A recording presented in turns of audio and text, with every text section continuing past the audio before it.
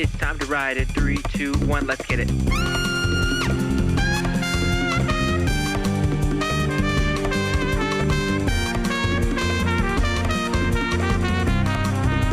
Come on, pull up a chair. I don't have an intro idea. Well, welcome to the writer's room. Today, we have a very special guest, Jeanna Janes, aka my mother. She is a children's author of the wonderful book Seas Apart. That's been a few years ago that's been out. 9 years ago. Wow. Well, it was published 9 years ago. That's pretty incredible. Half. Yeah. So today, last week, I wrote the beginning of a scary screenplay, which we'll revisit in a future episode. But today, I wanted to bring my mother on. She had come up with this wonderful idea, and I wanted to maybe work on something with her. And I think she shares the same kind of sentiment there, and we're gonna work on this is different than the usual stuff. This is mainly a film/screenwriting based YouTube channel. Today we are doing a more short story / novel medium of writing, which is very different. A lot more details. Check out my video essay on mediums and storytelling. I think it's the part 1 of that, and you can hear me talk all about that. So, well, let's start with our log line. Let's get the idea across. What are we writing today, Mother? Well, so my idea circles around this guy named Leo Stevens, with a V. He has a kind of a 9-to-5 kind of job where he goes in, punches the clock, he's on a computer all day, and basically just feeling it. He's at a point where he just feels like he comes in, he does the job, he goes home, he's single. It's just kind of, there isn't any kind of additional oomph, if you will. Until when he stops for coffee one morning on his way to work, he meets someone, and that the impact that has on kind of bringing something into his life that he's doing that kind of makes a difference. And so the character of the person that he meets is someone that is not even in his age range. There's a difference there, and she's down on her luck. It's obvious that she could use some joy in her life. He buys her a coffee. It just starts off something super simple like that.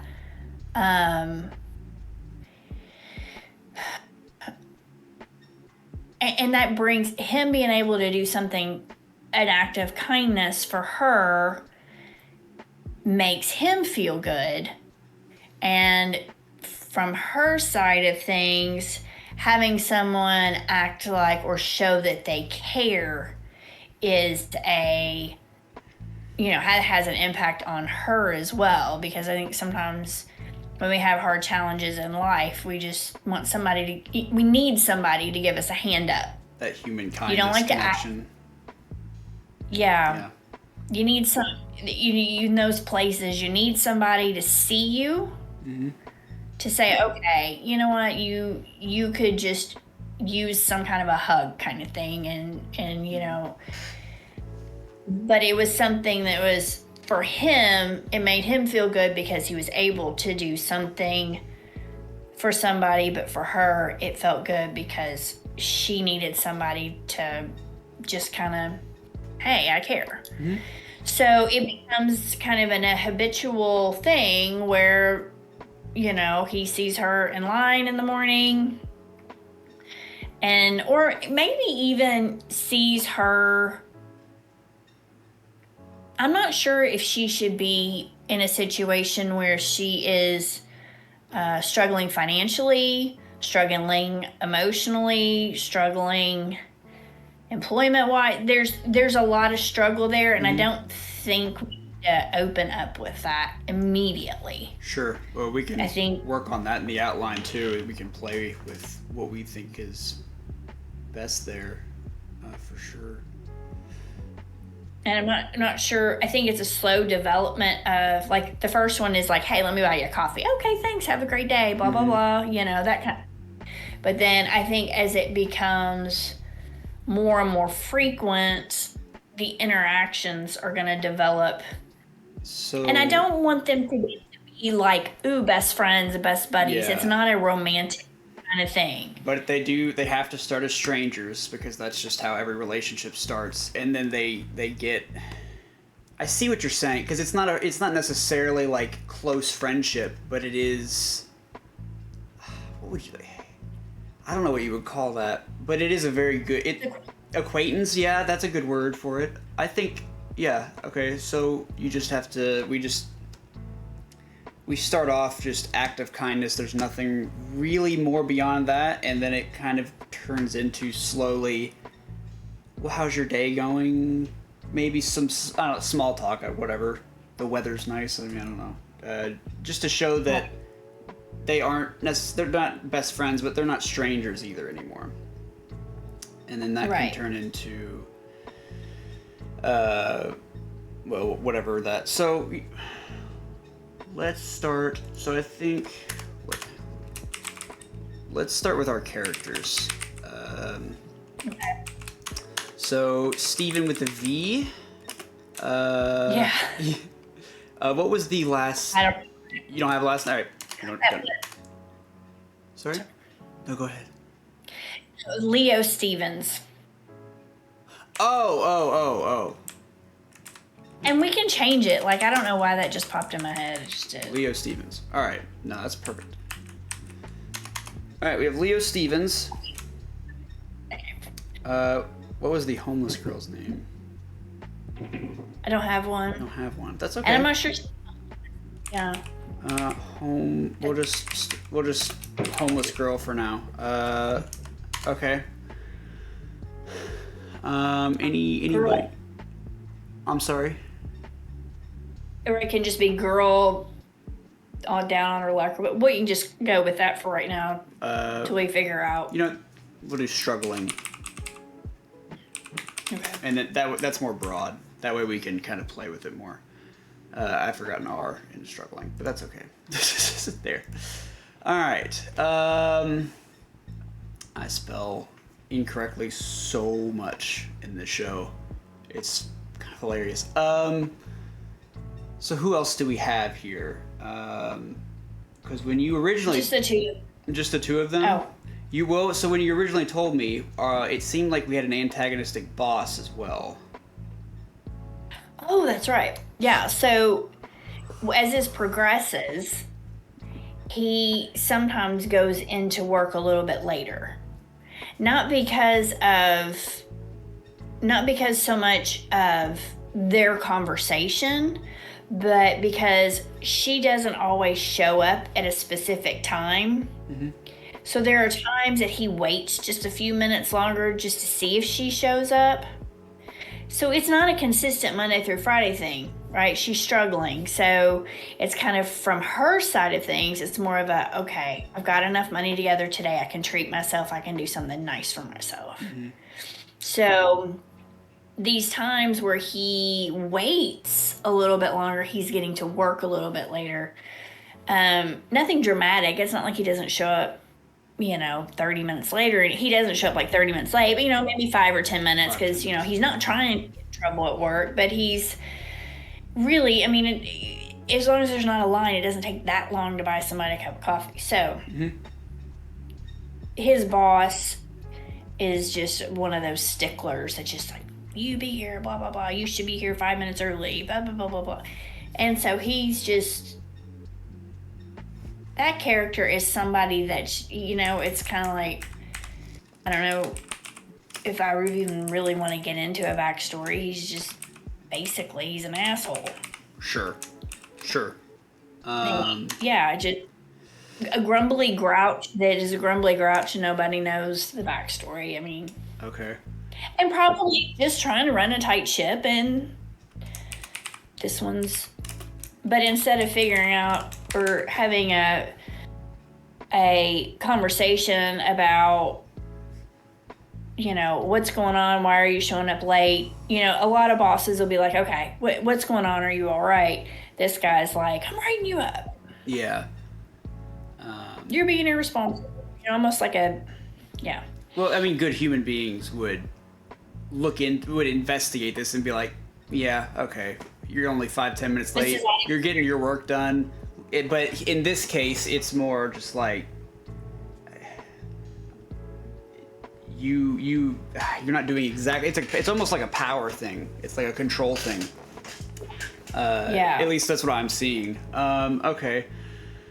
So let's do some prettying up here on our Google Doc.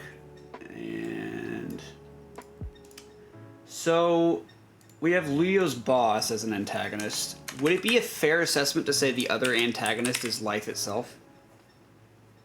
I think that's very fair.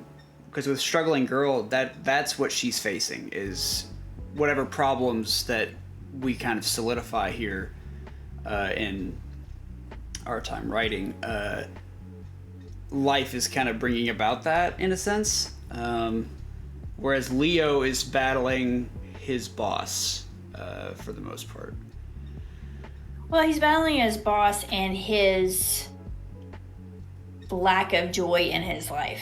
He doesn't love his job. He doesn't have a lot going on outside of work. He just is kind of like a robot. He goes to work, he goes home, he eats dinner, he gets up, he goes, there's not a insertion of joy.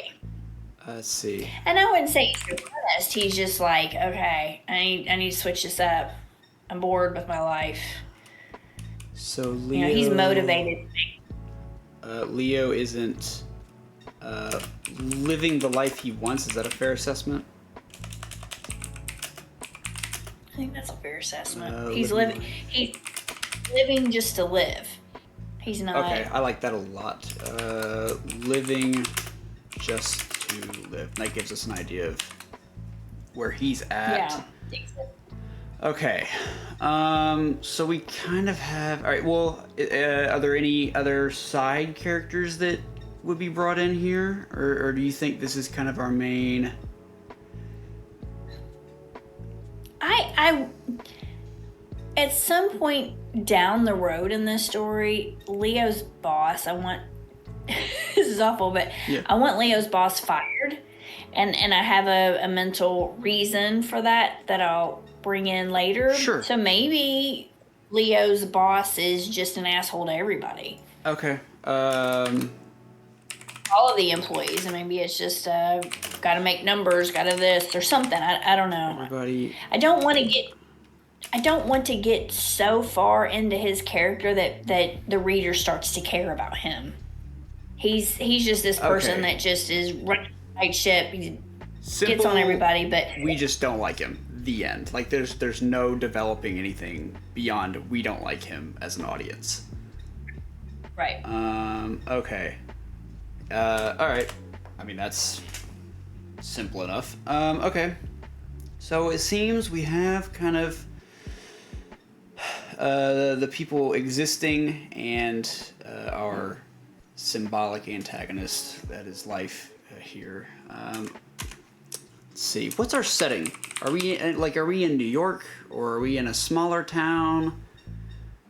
Oh no, I think we're in a big city. Okay. I mean, if you want to something, I think New York, any kind of New York, yeah, Chicago. it's not like some right. It's not like a chic European city. It's not like downtown, Noblesville or wherever. It's bigger than Savannah.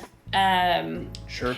And the reason for that is in those bigger environments, you're less likely to know the person or run into somebody you know. It's a little more ominous. Well, so would you say like big city like LA where it's like sprawled out, or is it like skyscrapers?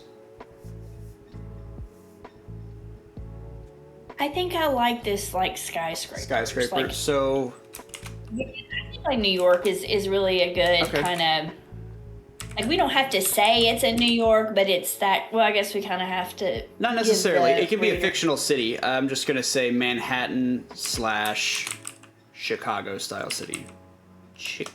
Yeah. It has to be big enough that that there's. Of course, you have small world all the time, but for the basis of this, I think it just needs to be a place where it's less likely they're gonna know each other. Skyscrapers. All right, so we have our where, we have our who's. Let's see. What are some of this? Oh, absolutely. Well, that's the point of an outline. It's subject to change at any point because you're planning the story so that you can then tell it. So we have our characters. Okay. Then let's talk struggling girl. Let's decide what her problem is and maybe how she got there and how she gets out of it, because that's going to be our focus in this story. Leo's story, while important, it is, I think, the B plot, him not living the life he wants. Our focus is the interaction between Leo and the girl that he helps. Which we probably should name the girl at some point, so let's think about that. And we will eventually figure that out. I hate, the audience members know I hate naming characters. I don't know why, but that's just the thing I have an issue with. I really... I like Leo Stevens, though. I'll keep it. Yeah, let's keep that in mind, but... That's how... Yeah. I don't know why. It just popped in my head. Well, the whole thing did. Mm-hmm. Okay, so you want to talk about her? I think we have to, so that we can do an out. Because after this, I think we can start on the outline. I mean, we need to know... I mean, just... We know what Leo wants to not just live to live. He wants to do things he wants. He doesn't want to be a robot. He wants to... Yeah. What is she... Well, what's her situation? Because when you originally pitched this to me, you mentioned homeless, / down on her luck. Well, so we can go multiple directions here. My original thought is that this is a woman who was highly educated, had a really good life, and there was a trauma of some sort. Like it popped in my head, maybe her husband and kids got killed in a car wreck, and she just she just lost it, which understandable.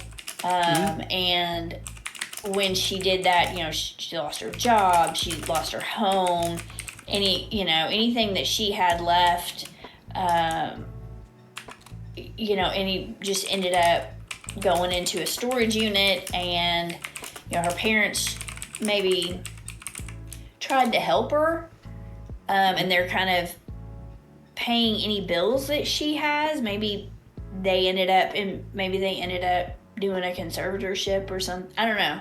Sure. I don't think it goes that far. Yeah. I think that her life went like she had to maybe leave her home because of the memories. Maybe she's in an apartment now or a smaller place, and she just is so sad because you have a trauma like that, you don't just like lose all your money and all of the things. Yeah. You've lost your soul, because I think losing your child is, I don't know, I haven't lost either of you, but I can only imagine that would be one of the most traumatic things. I have a brother, for audience members that don't know. I mean, yeah, she's losing her way of life, right? Like she had this day-to-day, like, I mean, schedule. I mean, you're not doing the same thing every day, but I don't know, you wake up, you see your husband, you see those kids, however many there are, and then you go to work, you come back, you spend time with them, do whatever you do. And to go from that every day to it's all just gone, like, yeah, that's a good chunk of the most important chunk of her life just vanished before her eyes. right. Whether that's a car, I don't think we have to specify. I think I like this angle of she lost this chunk of her life here. I don't think we have to specify Depression. all that, but yeah, so that leads her to grief that's not processed, which leads her into depression, which leads her into missing work or not performing well at work, whatever the case, loses job, leaves Maybe home. she has to go to get help. I mean, I can only imagine the depression that you would have, especially, losing maybe 3 people at one time that your life revolves around. I think you would be really lost. I mean, to have to go somewhere for psychiatric help is not unheard of in a situation. I mean, depression, maybe she's suicidal at a point. I don't know that we want to go that deep into a short story. I don't think so. But here's why I like the what's the word? Like the facility angle is for present day when our story takes place, she can be skipping appointments, which shows that she's not getting better. But, and correct me if I'm wrong, because you've got this all in your mind here, but Leo doing the coffee runs essentially gives her some hope in humanity, and now maybe it goes from she's skipping appointments, she almost maybe doesn't even want to get better, and she goes from that to finding some hope in humanity, going to the appointments, starting to try and put life back together, which leads to her getting a job, getting her home back, reconnecting with her family, whether parents, siblings, whoever's around. Am I on the right track here? Is that kind of what the... I think so. I don't like the idea of her being committed or something like that. I think but I do think feel like a psychiatrist, though. But go ahead. Well, I mean, therapy, definitely. You would definitely need therapy. I don't know how intense that would need to be, but I think getting through that, you need help I would assume you would need help getting through that. So, It's fair I don't know, maybe she's lost her job as well or maybe she took a leave of absence, but for the way I'm wanting this to end, she definitely has to not have had a job when that happened, or have lost a job shortly thereafter. Okay. And it could be that maybe she wasn't working at the time, and then she's just she had to sell the house, maybe she didn't have the funding to continue, and she was too distraught to try to go out and find a job.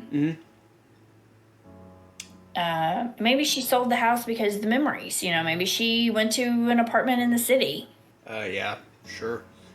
Real quick though, before I forget, we talk about mental health a lot on this show. We're always talking about it in terms of storytelling, but real life crises happen. I'll link a I've linked the suicide hotline in the description before. I will do it again this one, and I'll put it on the screen or something. I'll put some websites to some resources that can help you.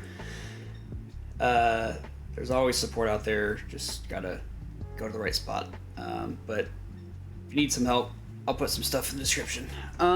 Anyway, I just want to get that said before I possibly forgot. So then, okay, so she's definitely seeing a therapist. I mean, yeah, she has to be. There's just I don't see how you could not. like there's just no way. Which living in the city at this point, because otherwise she wouldn't be showing up in this area of town at this coffee shop. And we have to place her somewhere in the vicinity. It's not like she's going to have a country home outside of the city or something. And maybe she did. But at this point, for her to show up in that place and not have a job currently, she's got to have either she's homeless or she has someplace different. Maybe her family lived in an apartment and maybe she still has it, but we have to somehow place her. I mean, because honestly, losing 3 people like that, or your husband and maybe 2 children, is enough that you would be down to the point that you're just absent-mindedly just kind of, okay, I'm gonna go down and get a coffee just to get out of the house, and maybe.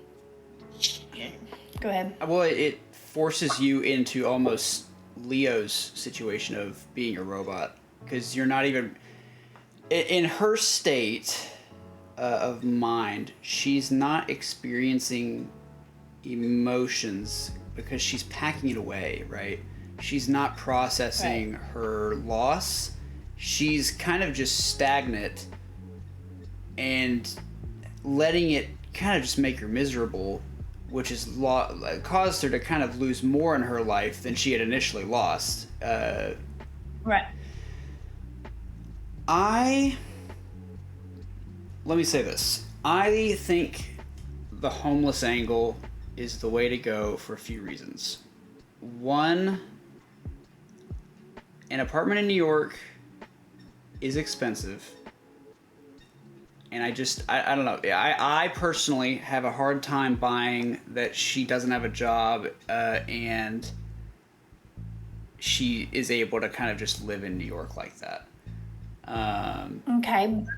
If she already had money and was really successful, like life insurance and whatnot, possibly.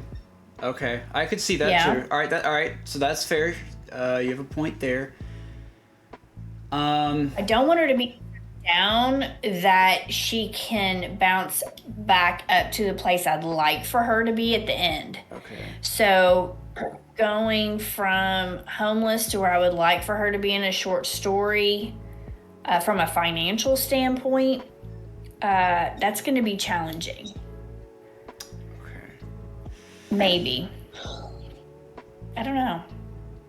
But I mean, if she was in a very good financial place when all of this happened, then she wouldn't necessarily be in a place where she was homeless. If she was just getting by when this happened, that could throw somebody into a massive tailspin. Financially, it almost seems like with this short story, maybe we don't want to take it to that level of trauma. The family loss is bad enough. But then again, it depends on the impact you want to have here. You lose your family, you lose your job, you lose your home.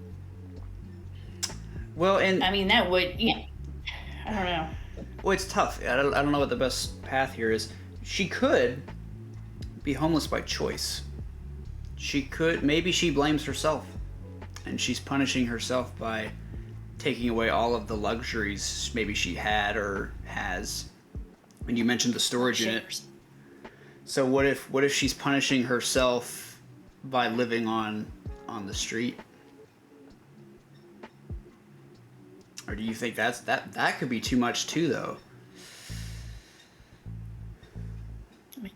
Through a lot of bad stuff. Mm-hmm. I've even heard stories where people actually have a cot in a storage unit and sleep in it. Yeah, I've heard of I those. just don't know how stories, you too. get away with it legally. You know, they all have cameras and stuff.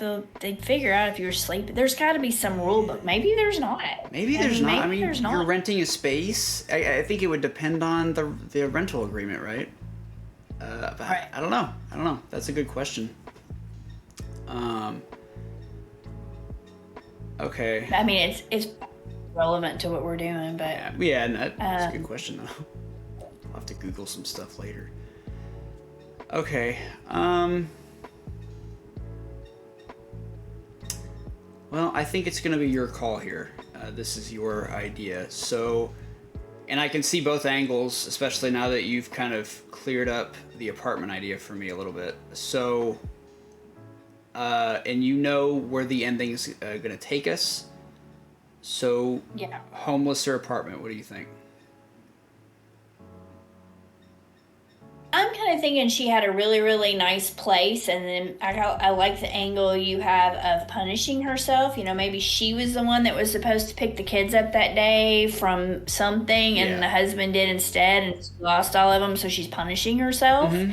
That is, you know, and that's just an idea, but it does go around with the punishment angle, and then maybe she, you know, went through a thing of, I don't deserve this nice place. You know, I'm going to get myself this rundown, tiny, barely, you know, barely any like luxuries, just surviving. Okay. I have a roof over my head, I have a bathroom, I have a bed, you know, and just Apartment's maybe punishing 2 herself rooms. and Okay.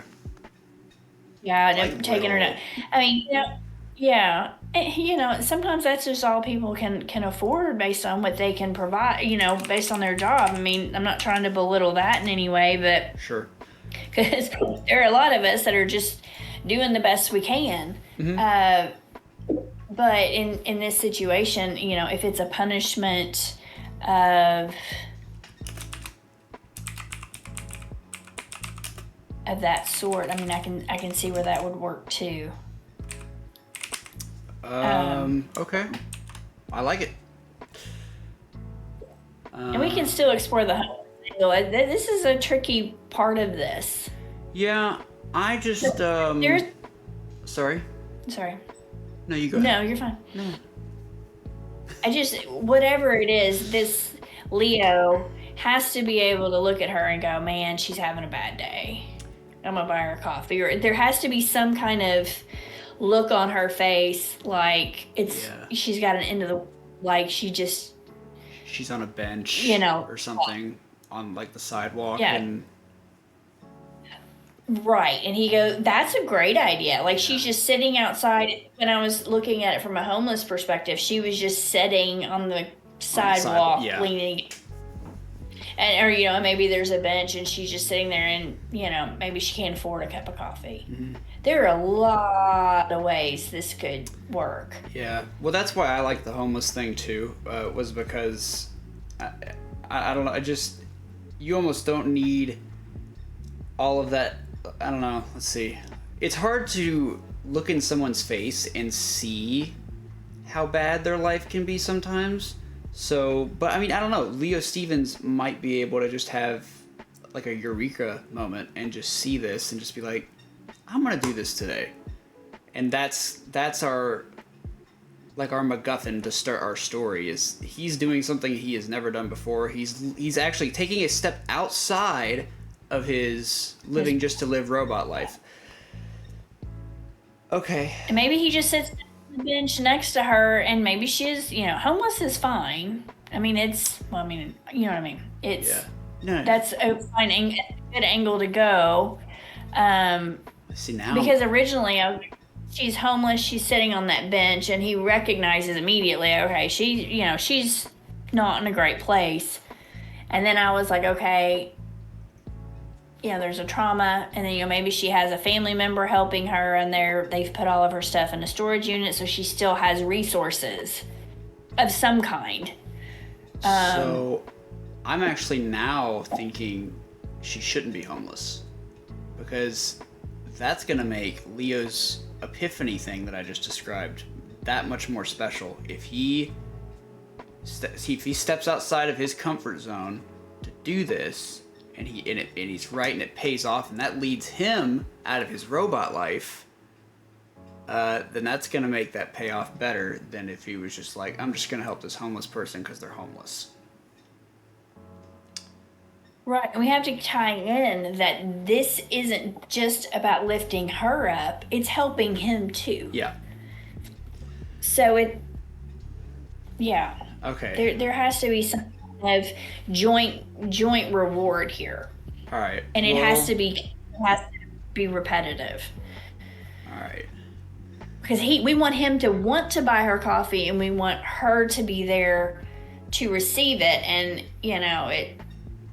there has to be some kind of, hey, it's you again, how's your day? Or you seemed sad the other day. Mm-hmm. Sure. Well, that coffee really made me feel good. Well, hey, let me buy you another one. Mm-hmm. That kind of thing. All right. Maybe her thing is maybe he has to be at work at 9, and she has to be at her therapist at 9. Yeah. And maybe she's stopping on her way here, he's stopping his way there. Okay. And maybe she goes to therapy once a week, right? Maybe it's on Tuesday. So he grabs a coffee every day, but then on Tuesdays he catches her there. Yeah. It's not like it's not a every single day of the week kind of thing. It's more random. All right. Yeah. We have a lot of just things in our brain that are kind of just flowing. Let's try to start the outline and see what happens. We have our basic kind of details down, and we have our characters, we have our setting. Let's just see if we can kind of get some solidified plot points down. I know it's not a film, but we're fading into street sidewalk probably, or do we want to watch Leo get ready for his day or whatever? I need to watch Leo get ready for his day. Okay, so I think honestly, we could even walk through a regular day. Let's say coffee day is Tuesday. We could watch him go in and do Monday, just to lay out how mundane his life is. Let's watch his boring life so that we can then get the epiphany going. There's a term for it and I can't remember it. But yeah. And I think that can be written into a introductory paragraph. Sure. Creatively. It's not like a chapter, but it could be all right, well, outlines are simple. So let's watch Leo's morning routine to get to work, and then the details of that would be in the actual story. I put what instead of watch. That is awesome. Okay. No, that's okay. Okay. Watch Leo's morning routine to get to work. All right. So I'm gonna ask a little clarification. In my mind, I'm just imagining. Let me so we have a coffee shop. Where all of these moments happen with Leo and the girl, and then his office is maybe right over here. That's what I keep imagining. Yeah. Am I in the right? Okay. Yeah. So I'm in a somewhat of a correct ballpark. So maybe his office is in the next block over from where these things are happening. So it's nearby, because if he's only 5-10 minutes late to work, it's got to be nearby, right? So, okay. So he's morning routine. He goes to work. So Leo stops for a coffee, and walks a block over to work. Leo sits. Feel free to interrupt me and correct anything you feel like here. Leo sits in a cubicle, probably. It's like boring Yeah. cubicle office stuff. Yeah, well, yeah, that's kind of my. I want to make it seem kind of boring because then that shows you that he really just needs some pizzazz in his life, kind of thing. Some people really enjoy that, and then they have a busy life outside of work that's exciting, and they're doing all these things. But for him, home is just as mundane as work. Yeah. I'm gonna add a detail. There is no color in this office.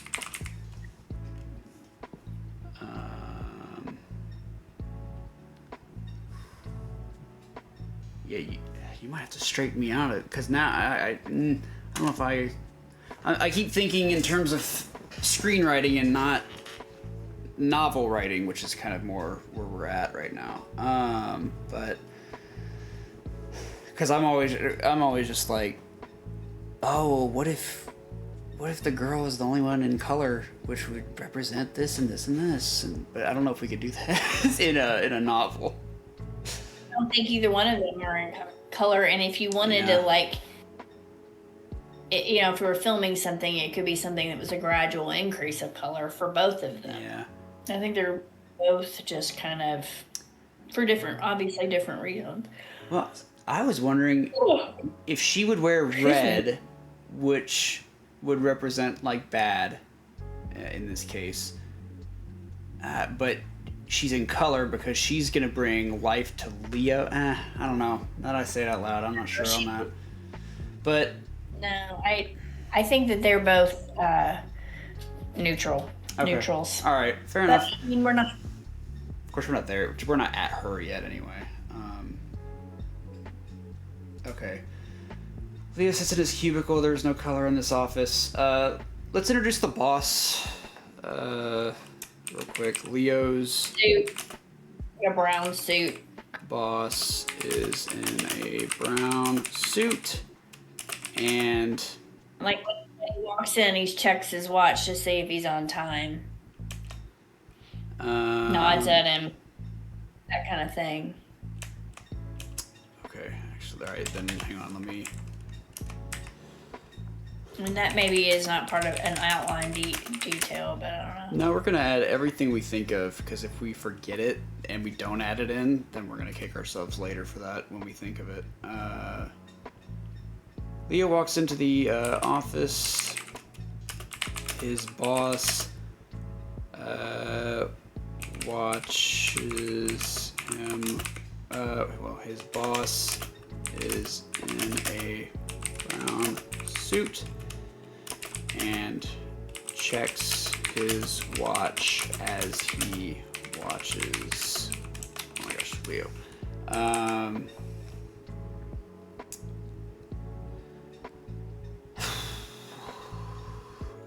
Let's see. Can I have? Let's see. What would be? Maybe Leo's boss, like, drops a humongous stack of paperwork onto Leo's desk. Just to get in that, oh, his boss sucks. Yeah. Okay. Leo's. That's not what I wanted to do at all. Okay, Leo's boss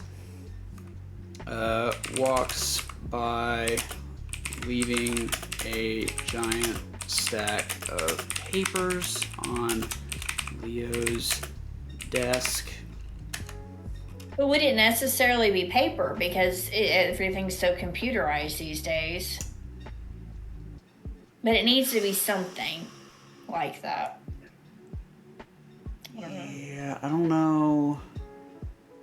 I think let's just stick with that for now. Yeah, I don't know how much that's changed. I know, like, legal paperwork has to be sometimes printed out and be on paper. But yeah, that's something we can look into later, maybe. And if we think of an equivalent, we can obviously replace that.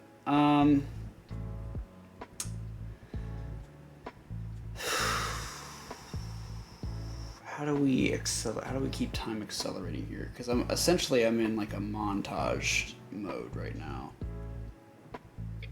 Literally, I don't think this has to be a big introduction. I think I don't think that we need to go too far in the detail on that first day for Leo. I think it can be wrapped up and get to the nitty gritty, they meet pretty quickly. Okay. I think at least try that. So then our I guess our next thing would be he just leaves the office, right? And then we cut to the next day. I say cut. Yeah. Then our next paragraph is Groundhog Day, right? You get up, you brush your teeth, you go do this, they do the whole day, and then it starts all over. Yeah.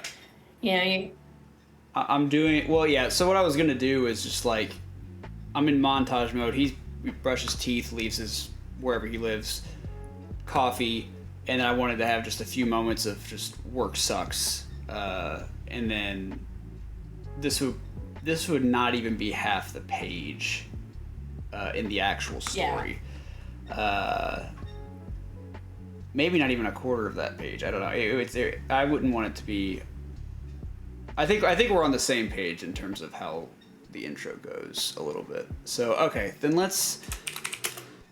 Leo leaves the office. I think we have to repeat the morning routine again, and then that'll show that it's different because then after Sorry? We need to show home life too. He goes back to his apartment. He throws a TV dinner in the microwave. He watches some game show or something, showers and goes to bed or something like that. Fair enough. Or maybe he goes to the gym. But it's boring. It's like a repeat. He's stuck on repeat. Let's have him. I think we have him go to his apartment. And I like the TV dinner idea. Throws. He doesn't even treat himself to nice meals very often. Yeah. Into the microwave.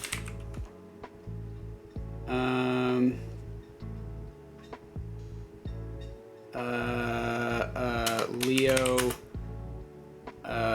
eats and watches. Oh my gosh! Watches TV. Stone-faced, maybe. Show that he's just not really experiencing a ton of emotions here.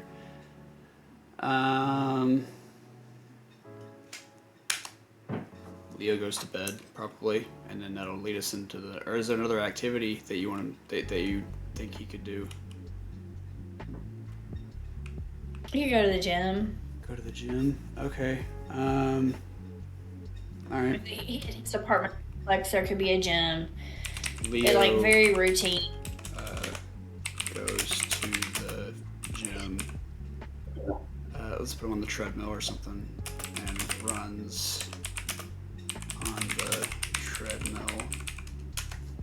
Yeah, I forgot some apartment complexes have built-in gyms.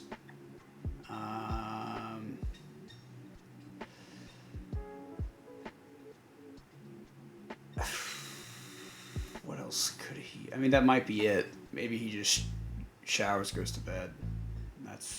And that'll lead us into the next morning. You think? Yeah. Okay. Leo. Oh my gosh. Showers and goes to bed. And then. Okay, sorry. Go ahead. I had another idea. No, go ahead. I'm just organizing. Go ahead. What if they live in the same apartment complex, and there's a coffee shop in the downstairs of the apartment complex, and she only comes out of her apartment on Tuesdays, and they run in there, and eventually he convinces her to go to the gym, and I don't know, trying to figure out ways that he can pull her out of her trauma. But it depends on if she's homeless, what state of,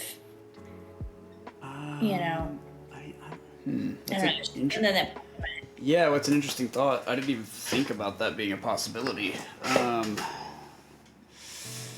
don't know. I don't know the answer to that. We could...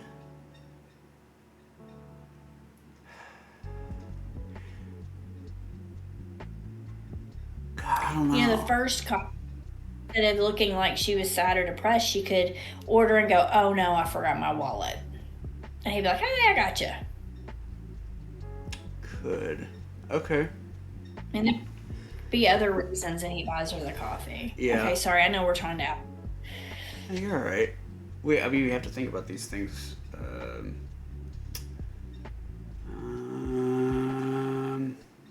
Well, let's get to their. Let's get to this next day, and then let's pick something. Intro. And then. I'm gonna call this next section story starts.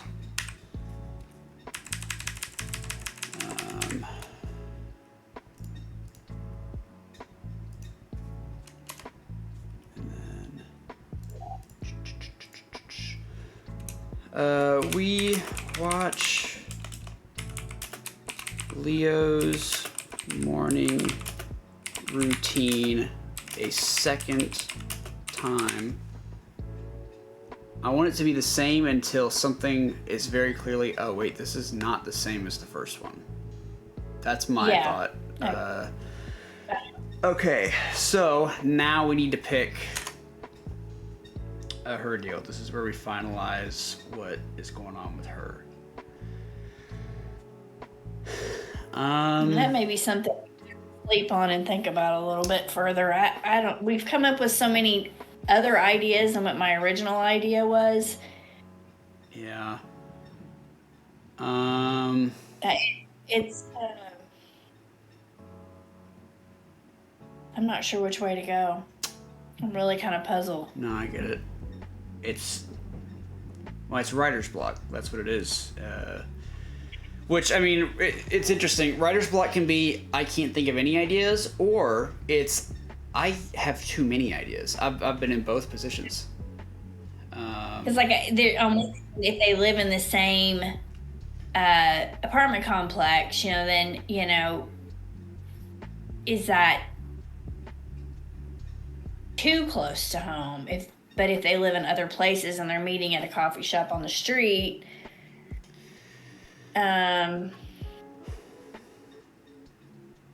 then if they're in the same apartment complex, one of the things he could do to pull her out of it is say, hey, maybe, once he finds out a little bit more, and say, hey, have you thought about going to the gym? And then, maybe that is another thing to motivate her forward. Because there's got to be ways in this to make him feel good as it progresses, but also to pull her out of her bad situation and get her back to feeling human again.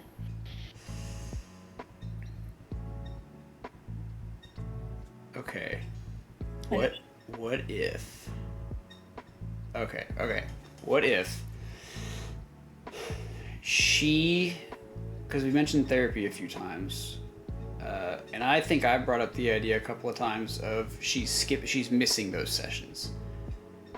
What if she is on a bench outside when they meet, like considering skipping another appointment, and Leo's walking past and notices that she's having like a mental struggle here, and that leads to them talking, that leads to the coffee thing, which leads to then he goes on with the rest of his day once that interaction's done.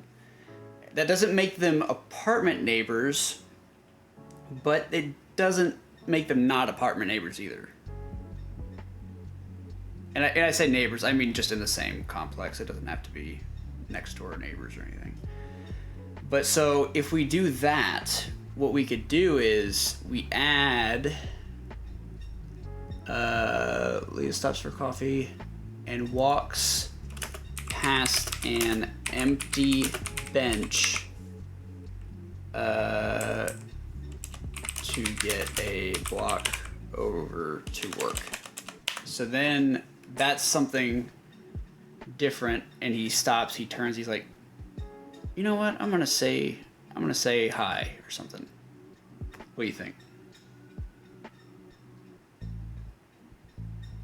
Yeah, Yeah? I think that could work. Okay. He could also like buy her the coffee. Wait, say this again. Like if he buys her the coffee, she leaves first, and he goes back out, and he's on the way to work and sees her stop. That she stopped and sat there. No, so I'm thinking they meet on the bench. They have not done the coffee thing yet. This kind of unravels the idea of the coffee being where he lives a little bit. That's fine. I mean, it was the original idea anyway. So essentially, he's walking to the coffee shop at this point. Which means I need to redo that second bullet point, but that's okay. So he's walking to the coffee shop when, instead of passing the normal empty bench, there's a girl sitting there contemplating going to her therapy appointment. And he stops, for whatever reason, steps out of his comfort zone for the first time. And that leads to him trying to find a way to help, but then leads to coffee, and then he, that turns into whatever is next after that. So it would have to be a situation where she's sitting there with a certain kind of expression. Yeah. Because, I mean, how many times have we walked past somebody on a bench and just, like, not thought anything about it? So there has to be something going on with her to catch his eye. And then he says, hey, come on, let me buy you a coffee. And the coffee shop be, like, pretty close. I almost wonder if she's just holding back tears. And it's just like he's about to walk past, but he's just like, you know what? I'm not going to do that. I'm going to see if she's okay. Yeah. Yeah, you think? You think that's... Yeah? Okay. I mean, it's not bad. It's a good starting point. Leo...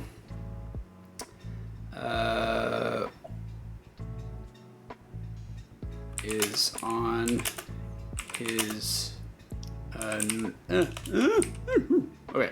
Normal walking route to work when he passes a... have we thought of a name for our girl, for our woman? No. To do that, you're going to have to give me... I need a little time. Now we know where I get it from. Maybe... we take this to another episode. Yeah. When he passes a girl on a... I'm going to say woman, actually. Because girl implies a lot younger to me. A woman holding back tears on a bench. Leo, I think almost, I'm going to say almost doesn't stop.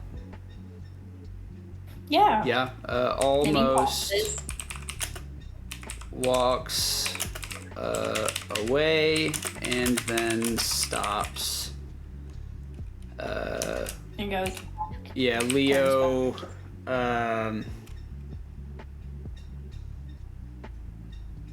Leo checks on the woman. After speaking for a moment, he offers to buy her a coffee. After a conversation, he buys her a coffee and...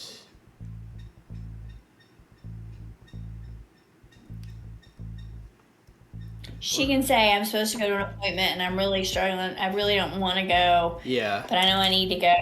And doesn't have to get into the whole storyline. Yeah. And eventually, and then he sees her sitting there every Tuesday and she's struggling. And for a while, I mean, we're talking like maybe 6 weeks or something. And every time she's like, and he goes by and it's like, come on, let's get a coffee and let's get you to your appointment. Yeah. And maybe he kind of has an idea that he knows it's someplace she doesn't want to go, but needs to go, and so he realizes he's kind of the motivation of getting her where she needs to go. Partial details, because we don't want her to reveal everything. All right. Leo goes to work. Is he late this first day? No.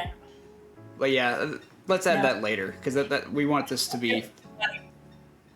We want the moment to be focused on, not the problems that arrive later.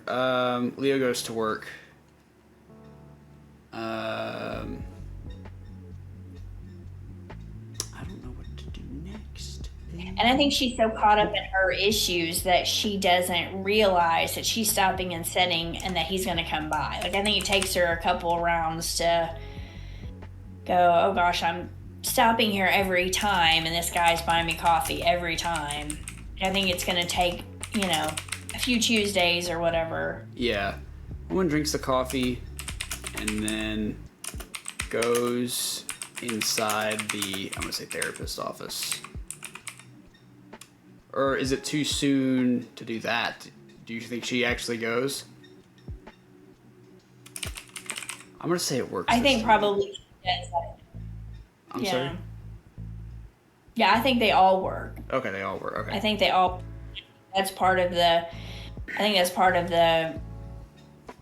evolution of what she's going through, is that just buying this coffee gives her the confidence to go ahead and, see an act of kindness gives her what she needs to go ahead and move forward and do what she needs to do. So I think that that's part of where I'm going with this, is that just buying this coffee kind of gives her a boost and she goes ahead and does what she needs to do. Sure. Okay. All right. So now, we've started our story officially, after contemplating how to do it for an hour. I know. Okay. Well. Pieces, but I think that it makes him feel good to give her. I mean, maybe even that first one. He says, "Are you okay?" And she's, "Well, I'm supposed to be someplace. I need to be someplace, and I'm really not wanting to go." And he's like, "Well, let me buy you a coffee," and you think about it, and then the next time, and then it just obviously having, and what it is she doesn't want to go deal with it. She doesn't want to face it. She doesn't want to talk about it. She doesn't want to have to acknowledge it. But the time that, and the acts of kindness. So, I mean, I think that, there's a lot of repetitiveness in that will grow with dialogue. Mm-hmm. Yeah. But I think we've got the meat and potatoes of the idea here. I'm going to send you a short film, by the way. I think I mentioned it to you when I went to Indiana recently, audience members, which is where Mother is, and I spent time with her, and this is when we talked about this. But I mentioned a short film called After You, and I did mention it was heavy, but it has very similar elements to what you're trying to do here, and I think it would be worth a watch for you. Well, maybe we should write this first so I don't get influenced. That's fair. That's fair too. Fair enough. So I'll send. But I do want to see it because when you talked about it, it sounded really interesting. Yeah, I'm gonna write it. I'm scared. Yeah, I'm gonna write it down so I don't forget on here, if that's okay. Check out short film after. Audience members, if you guys like short films, that is a good one. There are themes of violence in the beginning of it, but it's a short film that dives very deeply into grief and emotion, and it's very, very good. And I think it was nominated for an Oscar. I don't remember if it won, but yeah. So on that note, we kind of have the beginnings and some basic details going. We are unfortunately out of time, which happens. It's the first time we've done a short story instead of a short film on this show, on this podcast, whatever this is. But we're going to go ahead and wrap up here, and I think we'll come back in a later episode and see if we can either wrap this up or maybe just kind of figure out how we can develop this into something more. That sounds like a good idea. Yes. Look forward to it. So, time to say all the YouTube things, which is leave a comment on, whatever, if you like it or you don't like it. If you don't like it, give feedback, because I like feedback, and I like to be better. And if you find yourself searching up Writer's Room, go ahead and subscribe so that will just show up on the homepage. And if you get notifications, then it'll notify you when a new upload's up. And then check out the gram. We're on the gram. We're on the TikToks. Although, I don't know if the TikTok is still up actually, but check out the social medias. And then yeah, I know what I'm doing. Check out Spotify if you would rather listen to my voice and not see my face. Same with Amazon Music and Apple Podcast, I think.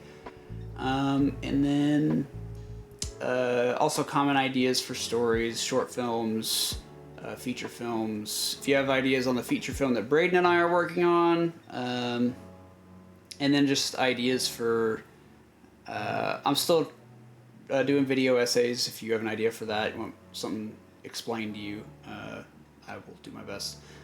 Yeah, and I think that's going to do it. I don't know. Do you have any parting words before we end here? Looking forward to continuing if that's what you were wanting to do. I really I think we should. There's a lot more to develop. Absolutely. We've just kind of gotten the whole gist of it going. And you would be surprised when Braden and I were doing the feature, taking a week in between sessions really allowed us to, because we would spend an hour we needed to process all of our ideas that we would come up with, because we would spend an hour, and sometimes we would spend 45 minutes of that hour arguing over what to do next. It was friendly banter, but then we would leave for a week and we would be like, why didn't we think of this when we were in the session? So it can be helpful to take a break between sessions. But sure. I've said all the things. So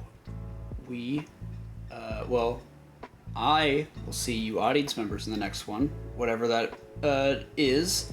And look forward to seeing my mother in a future episode, because she's going to come back and we're going to make a great story. Anyway, bye now.